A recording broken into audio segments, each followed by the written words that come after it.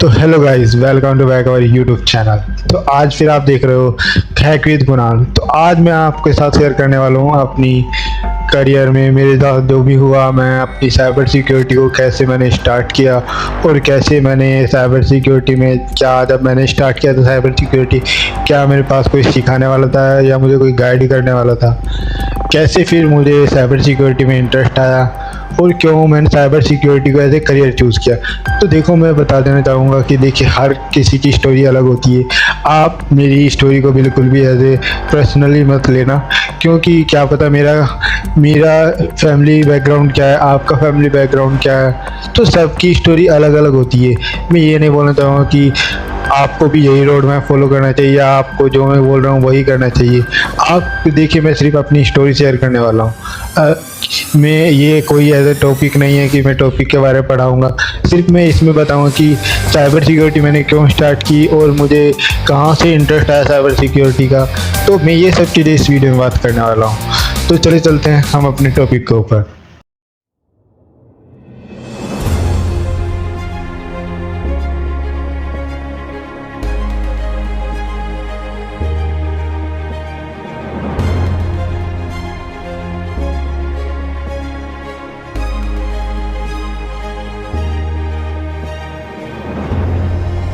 Cyber security start करा था तो मैं साइबर सिक्योरिटी में 9th क्लास में था।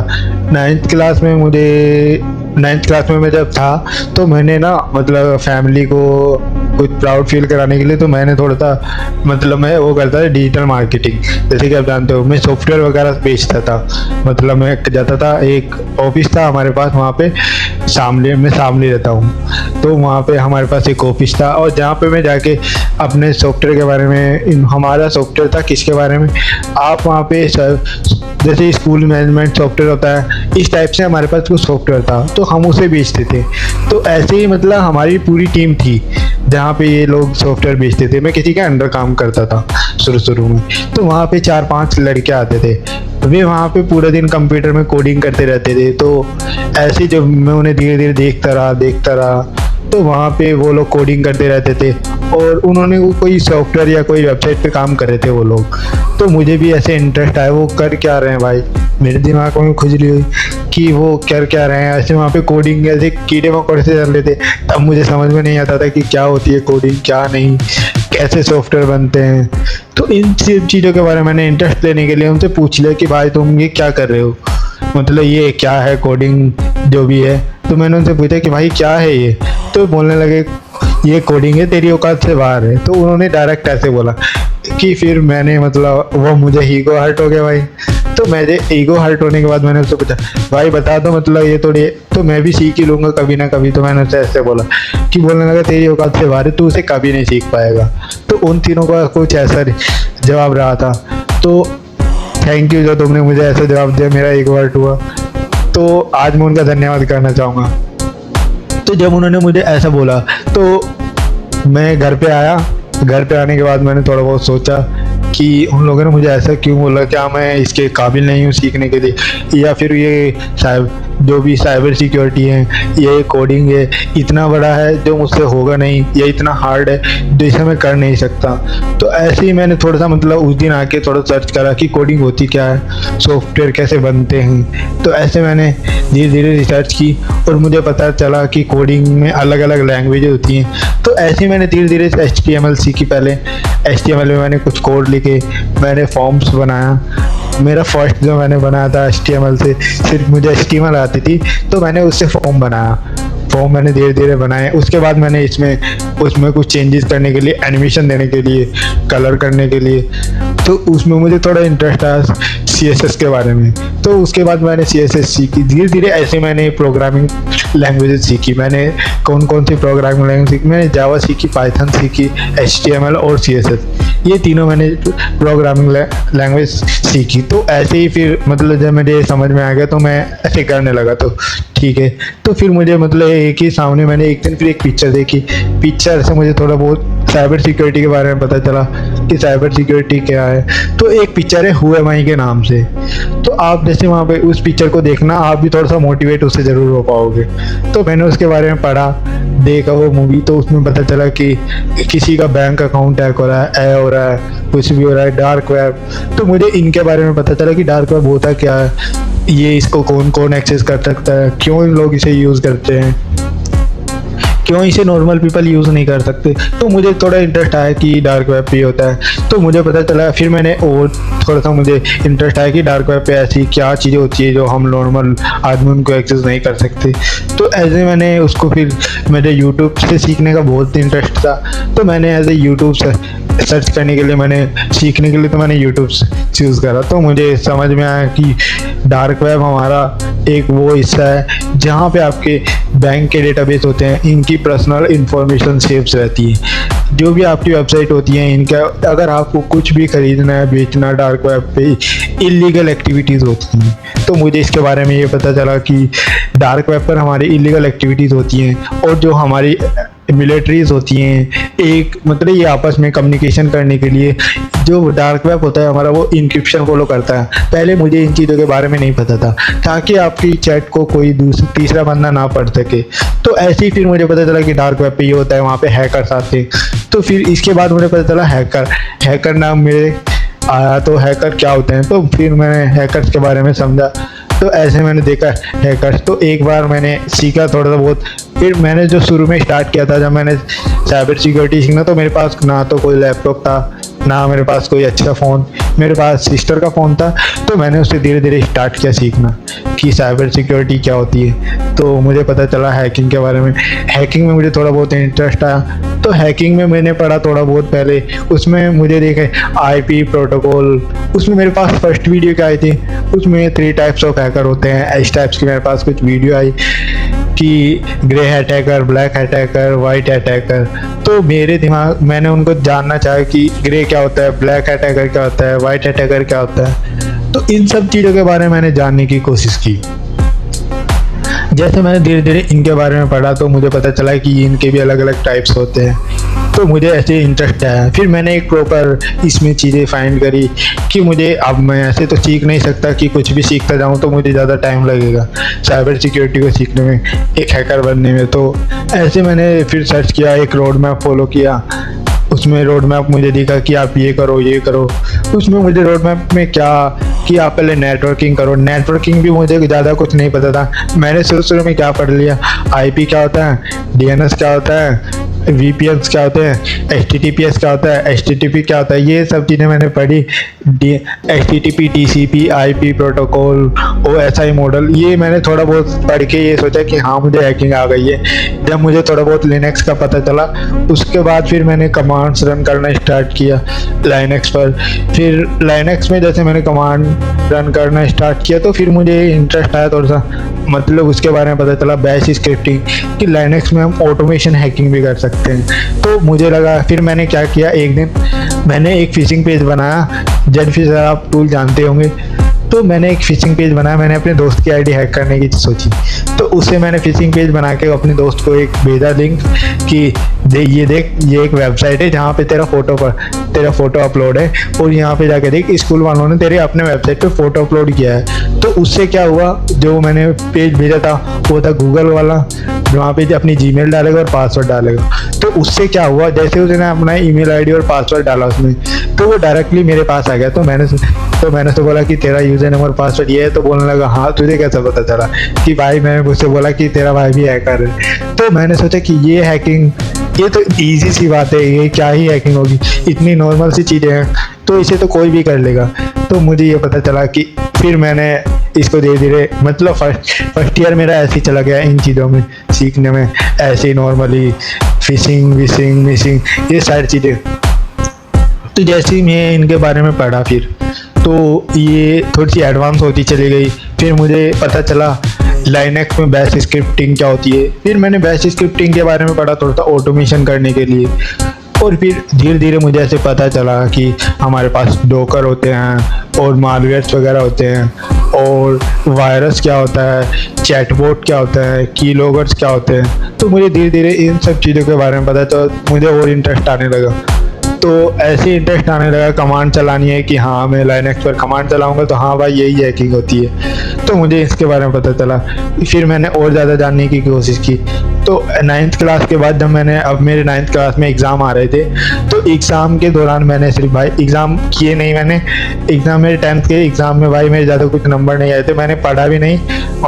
मैंने 1 मंथ पहले भी पढ़ा तो उसमें मेरे 94% आए।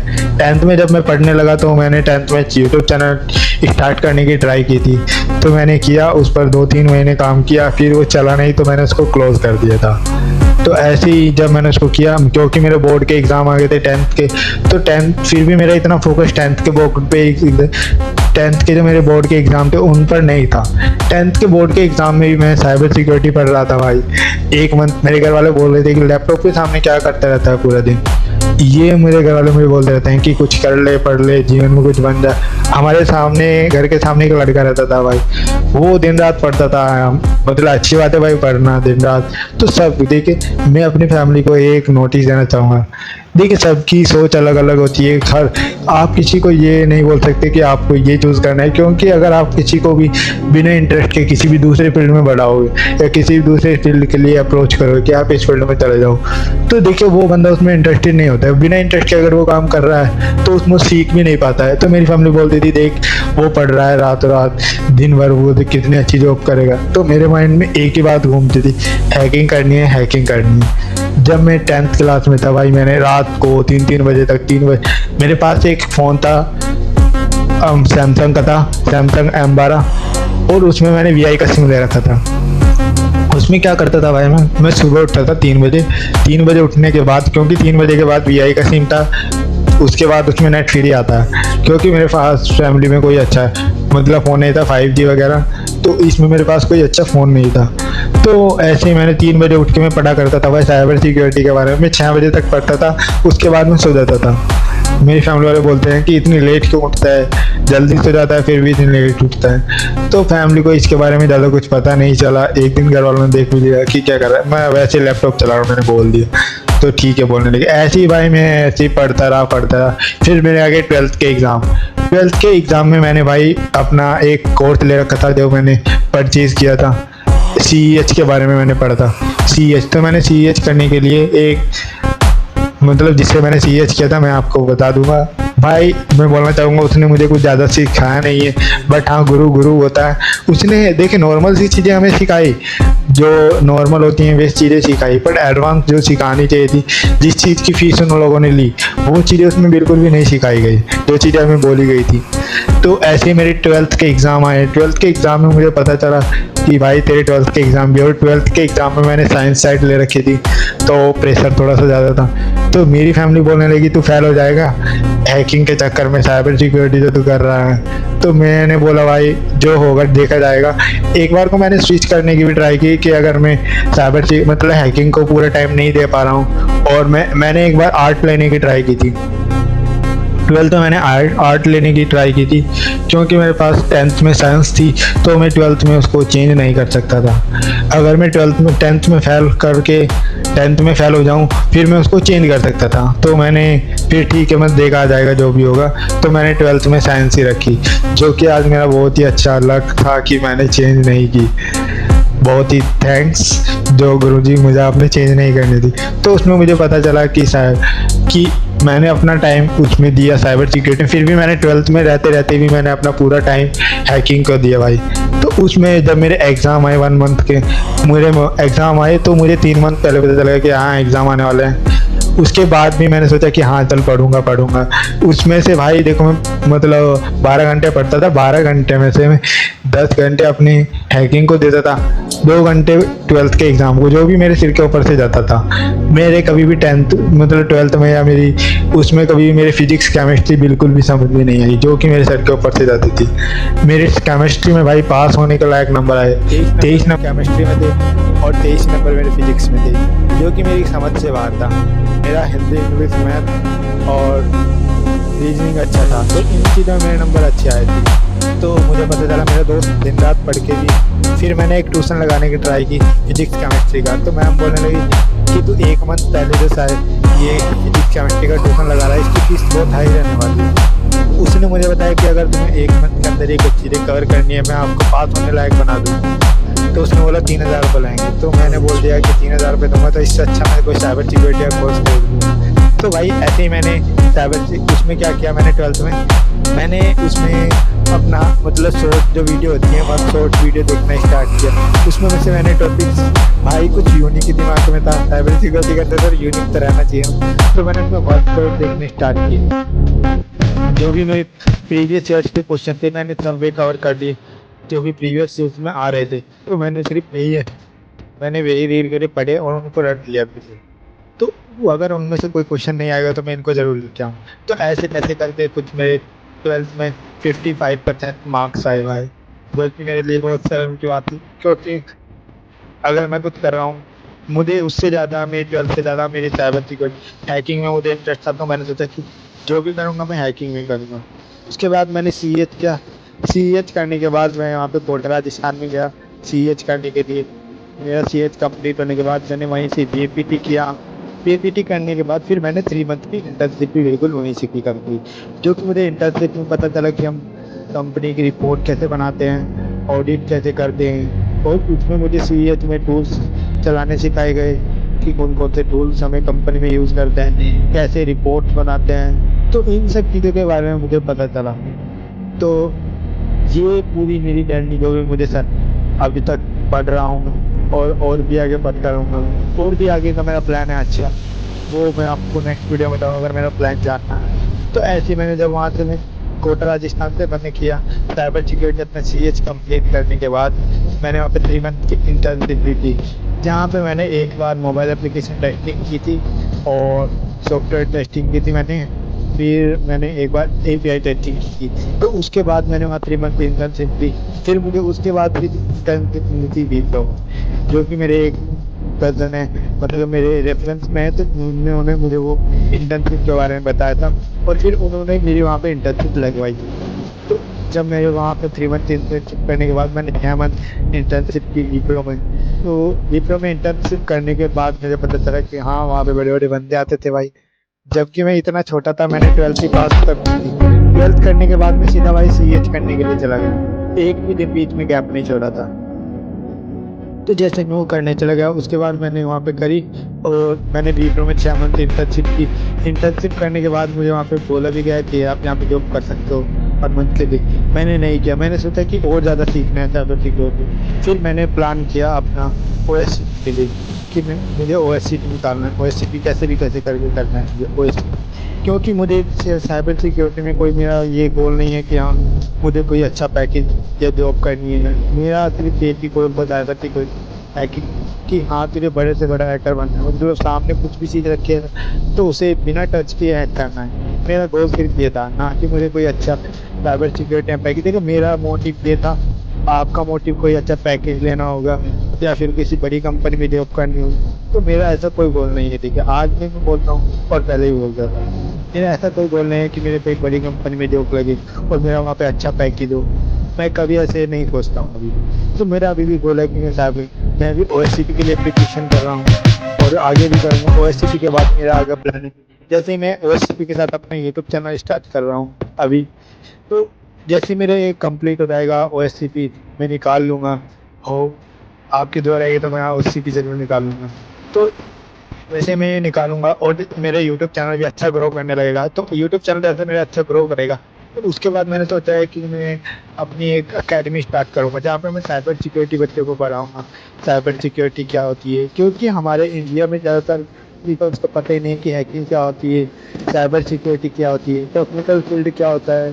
और अभी ज़्यादातर बंदे इस फील्ड में क्यों नहीं आना चाह रहे, क्योंकि AI आ रहा है। तो सब बहुत से लोग बोल रहे हैं कि AI साइबर सिक्योरिटी को रिप्लेस कर देगा। तो देखिए ऐसा कुछ नहीं, AI साइबर सिक्योरिटी को रिप्लेस कर देगा। जहाँ तक ह्यूमंस जा सकते हैं वहाँ साइबर AI नहीं जा सकता है, जहाँ तक ह्यूमन सोच सकते हैं वहाँ तक AI नहीं सोच सकता। तो AI साइबर सिक्योरिटी को रिप्लेस नहीं करेगा। AI साइबर सिक्योरिटी में काम इतना ज़्यादा नहीं करेगा। हाँ थोड़ी बहुत SOC का करियर ख़त्म हो चुका है और वेब डिज़ाइनर का करियर ख़त्म हो चुका है, बट साइबर सिक्योरिटी को कंप्लीट रिप्लेस कर दे AI, ये नहीं हो सकता है, क्योंकि AI भी ह्यूमन नहीं बनाया। ह्यूमन ही उसे ट्रेन कर रहा है। अगर आप एआई को यूज़ करके टेस्टिंग कर रहे हो, एआई को यूज़ करके हैकिंग कर रहे हो, तो आप एआई के साथ रिप्लेस नहीं हो सकते हो, ना ही आपको एआई रिप्लेस कर सकता है। तो ये मेरी पूरी जर्नी थी साइबर सिक्योरिटी की। अगर आपको ये जर्नी मेरी अच्छी लगी हो तो लाइक ज़रूर कर देना, कमेंट ज़रूर करना, और मुझे आपका आगे क्या प्लान है साइबर सिक्योरिटी, और फिर आप मुझे सपोर्ट करिए, फिर मैं आपको अच्छे से अच्छे अपनी और भी जो मैं फ्यूचर में करूँगा वो आपके साथ शेयर करूँगा। और आप मुझे बता सकते हैं कि मुझे किस टॉपिक पर अपने वीडियो को अपने चैनल पर किस टॉपिक से रिलेटेड। अभी मैं अपने चैनल पर सीटीएफ भी पढ़ाता हूँ, सीटीएफ भी स्टार्ट करूँगा। सीटीएफ के साथ साथ मैं सोच रहा हूँ आईपी, एपीआई, ये सब चीज़ें भी मैं पढ़ाऊँ कि एपीआई क्या होती है, सीटीएफ कैसे करते हैं।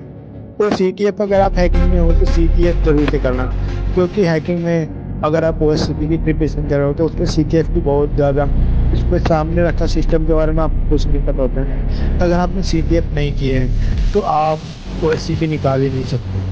तो हैकर बॉक्स हुआ, हमारा ट्राई हैकिंग हुआ, और भी हमारे बहुत से प्लेटफॉर्म है जहाँ पे आप जाके सीटीएफ के लिए प्रैक्टिस कर सकते हो। तो हैकाथॉन भी हमारे बहुत से होते हैं इंडिया में, बड़े बड़े हैकाथॉन होते हैं। अगर आप किसी हैकाथॉन में पार्टिसिपेट करते हो तो उसमें भी आपको प्राइजेस मिलते हैं, लाखों के प्राइज मिलते हैं। तो मेरा भी गोल है कि मैं भी कोई बड़ा हैकाथॉन अचीव हो और वहाँ पे जाऊँ और इसमें मैं अपना मतलब अच्छा परफॉर्मेंस दूँ। तो ये मेरी कंप्लीट जर्नी थी। तो थैंक्स, मिलते हैं नेक्स्ट वीडियो में। Keep learning and keep secure. Channel को सब्सक्राइब जरूर से कर दें। थैंक यू, मिलते हैं नेक्स्ट वीडियो में। Bye bye.